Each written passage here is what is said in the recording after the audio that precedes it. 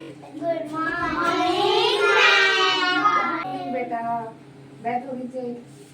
आज मैं आपको एक कहानी सुनाऊंगी, ठीक है। एक लड़का आलसी लड़के की कहानी सुनेंगे हम। ये लिख रखा है ना, जो आलसी लड़का। एक लड़का होता है, ठीक है, लड़का होता है, उसके पापा किसान होते हैं, ठीक है। वो खेत में काम करते हैं उसके पापा।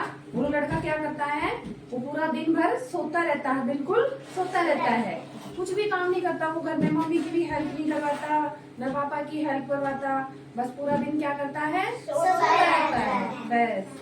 फिर आगे क्या होता है, उसकी मम्मी बोलती बेटा ये काम कर लो कुछ घर पे, तो वो बोलता है कि नहीं मुझे नहीं करना काम।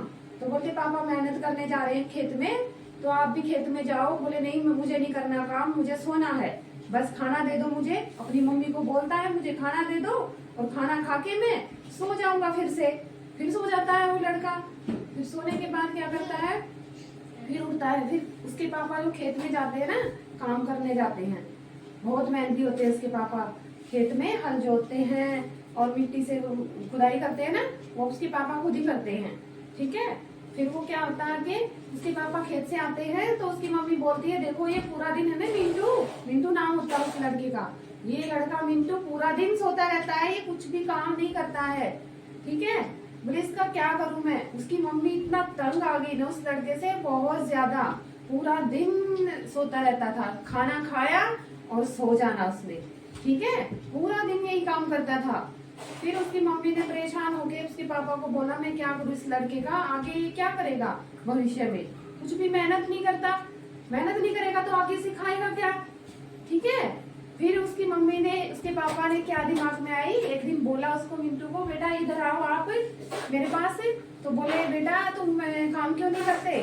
फिर बोलता है मेरा मन नहीं करता, अभी मैं मेहनत नहीं करूंगा, ना मैं खेत में जाऊंगा। बोले मैं आपको काम सिखा देता हूँ खेत का।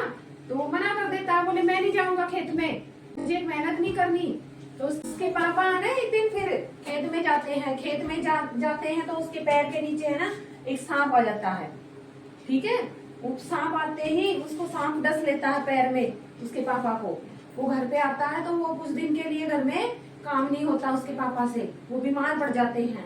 तब उसके पापा समझाते हैं उसको बेटा इधर आओ मैं आपको एक बात बताता हूँ, ठीक है। फिर उसके पापा ये बात बताते हैं बेटा हमारे खेत में है ना जो हमारे पूर्वज बहुत सारा सोना वहाँ दबा के जा रहे हैं, ठीक है।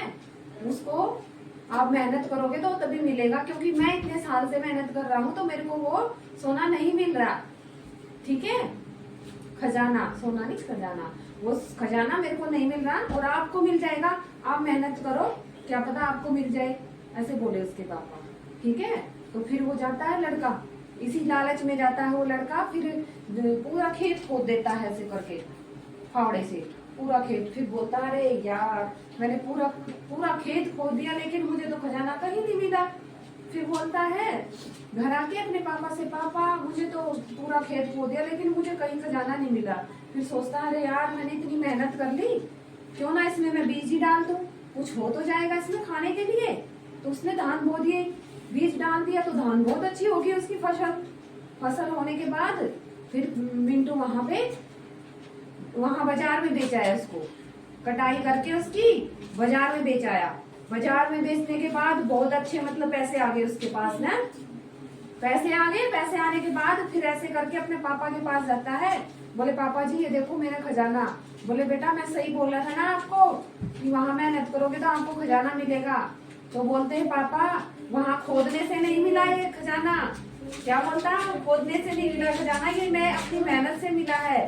फिर उसके पापा बोलते बेटा यही तो खजाना बोल रहा था मैं आपको, आप मेहनत करोगे तो आपको खजाना मिलेगा, ठीक है।